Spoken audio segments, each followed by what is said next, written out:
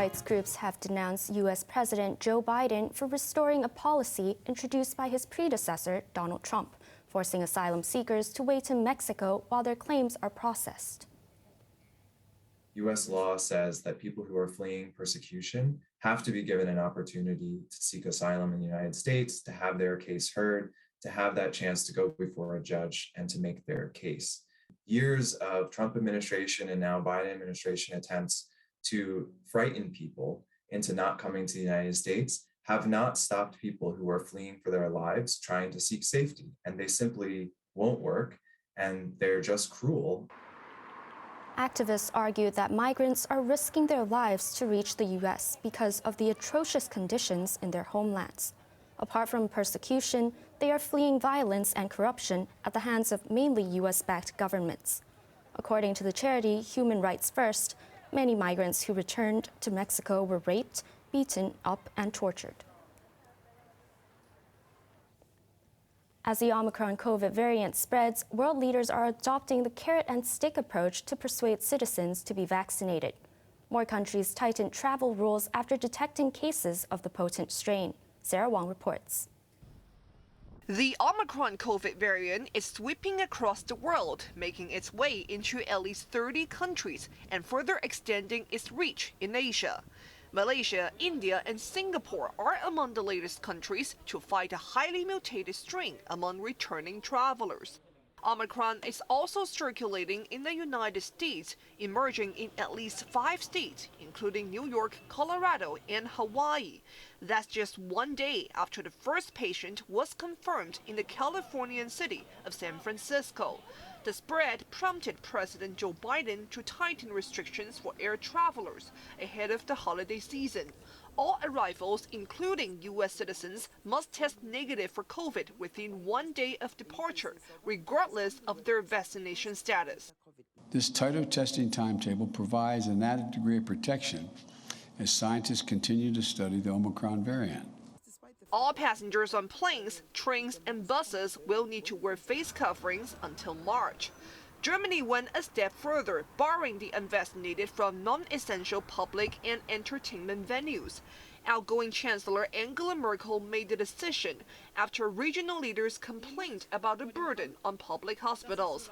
But a draft vaccine mandate law is expected to be met with resistance amid historical resentment of forced medical treatments.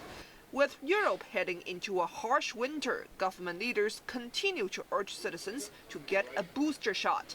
Leading by example is British Prime Minister Boris Johnson, who vowed to offer a 3rd dose to all adults in England in 2 months. But the World Health Organization urged wealthy nations to halt their booster campaigns and to share their vaccine stockpile with countries struggling to get a first jab in people's arms.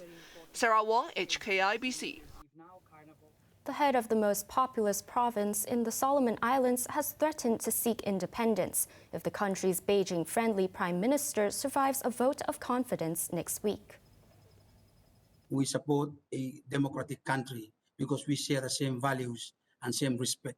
If there is no chance in the leaders after the motion of no confidence on the coming Monday, Malaita province and its people will have to look deeper to see whether staying with Solomon Island is worthy of anything at all.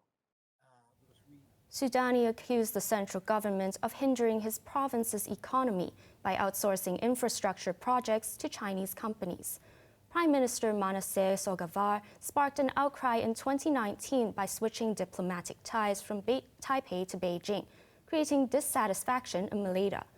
That and economic grievances boiled over into protests which targeted Chinese-owned shops in the capital, Honiara, last week.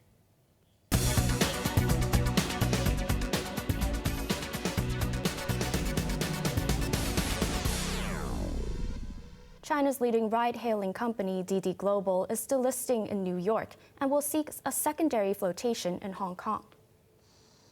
The bombshell move comes just 5 months after it made its U.S. debut, despite being told by Beijing to delay the initial public offering.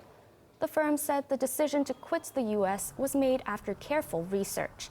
China's Cyberspace Administration, which had earlier ordered stores to remove several Didi mobile apps, is still investigating the company. Didi's U.S. shares have slumped 44% since they started trading in June.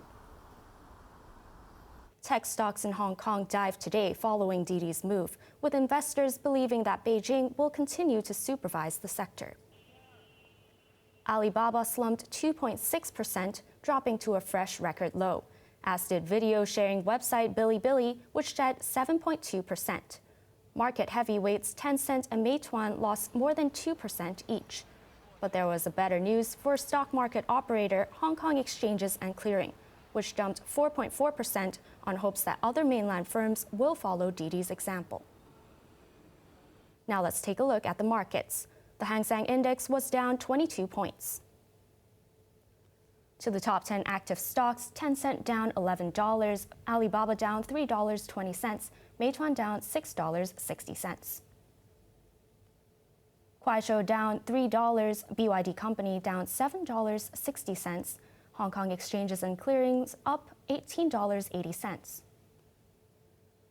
To the forex trading against the Hong Kong dollar, the euro is trading at 8.81, British pound at 10.34, and Australian dollar at 5.50. Over in the UK market, the FTSE 100 is up 25 points. There are few better places to be stranded during a snowstorm than in an Ikea showroom. That's what happened to 6 customers who couldn't get home when 30 centimeters of snow fell on the northern Danish city of Aalborg. When it was time to turn off the lights, they had the entire store in which to choose a bed for the night. The 24 employees who couldn't get home weren't complaining either. They played cards and had the pick of items from the store's restaurant. On to the local weather. It will be cool in the morning tomorrow and fine and very dry in the day. The temperature will range between 16 and 21 degrees and is expected to rise in the following days. Now let's take a look at the weather around the world.